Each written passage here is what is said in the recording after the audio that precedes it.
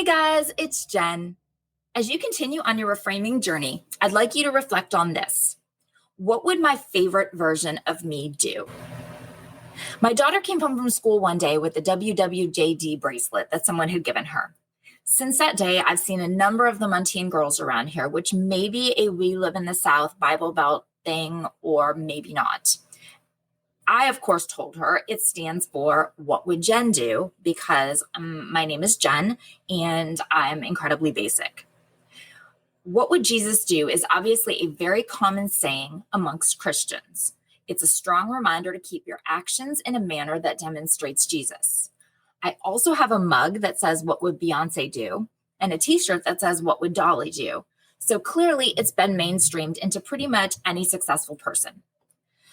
I strive to be super authentic with y'all. My goal is to get you all to love and to be the most real, authentic you possible. I've told you to embrace how amazing you are as is. Don't wait for anyone to validate you. And I try to tell myself those same things. So that means I will always be authentically me with you. I am a successful scholar, and I'm here to spread years of accumulated scholarly knowledge with you. I'm also quite mindful and spiritual, and being well informed and well read, I like to also spread that information with you. However, I am also very basic and kind of a somewhat believer that everything I need to know I learned on TikTok, because really TikTok's like the Costco of social media.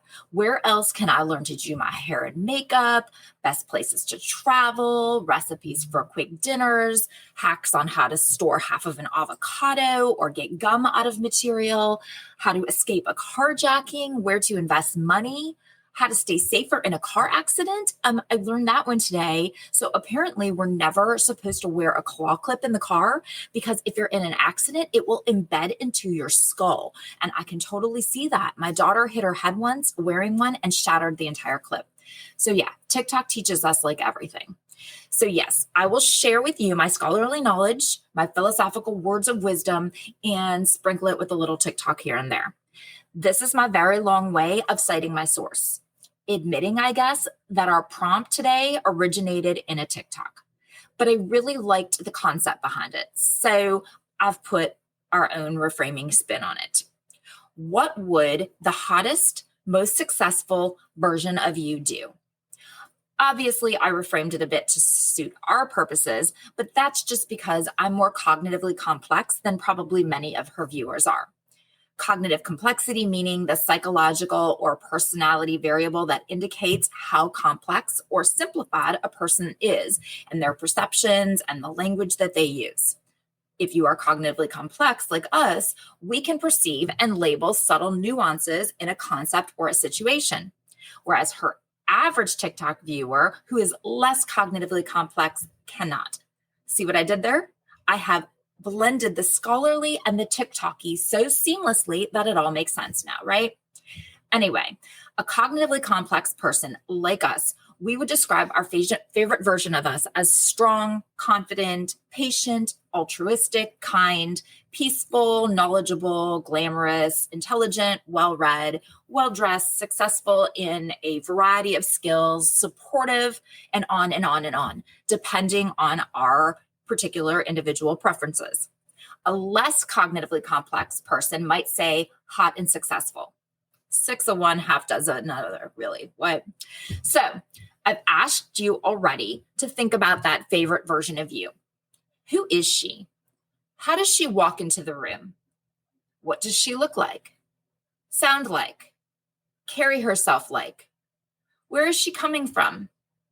Where is she going? How does she treat others? Talk to others? Treat herself? Talk to herself? What does she do with her time? Does she read often? Work out? Cook? Garden? How committed is she to people, to work, to projects, to herself? Once you have somewhat of a vision of this you, now we can ask this next question. What would your favorite version of you do? When you're making a decision, ask yourself, what would my favorite version of me do? And then do it. Would she get up early and go to a yoga class? Yes, of course she would. Would she get her work completed and submitted on time? Yes, completely. Would she wear something she likes, even if she doesn't know what others will think? Yes, because the only approval she needs is hers. Would she be patient when explaining a concept to her children or husband? Of course she would. Would she snap at someone because she's tired? Absolutely not. Will she ask for opinions if she's doing the right thing? No, because she doesn't need anyone to validate her decisions. Whatever the situation you find yourself in, you know who she is. And if you don't already, you need to reflect on that. Who is that favorite version of you? Whatever the situation you find yourself in, before you respond, ask yourself, what would your favorite version of you do? And then do that. It can be that simple. I'm naming my favorite version of me, Jen. Jennifer, not my favorite version of me. And Jenny, well, I could absolutely never, even as a child, embrace Jenny.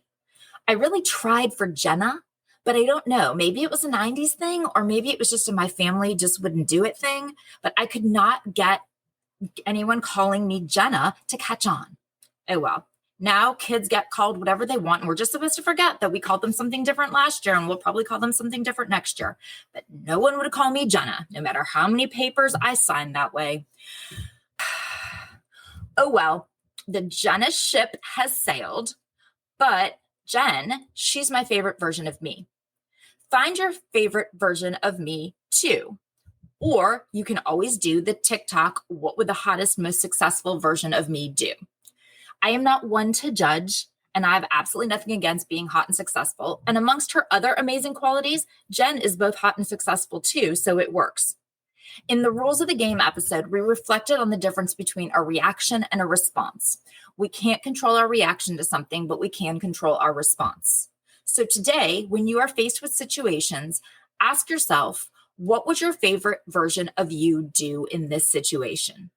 Yes, you may still react as your Jennifer, but can you respond as your Jen?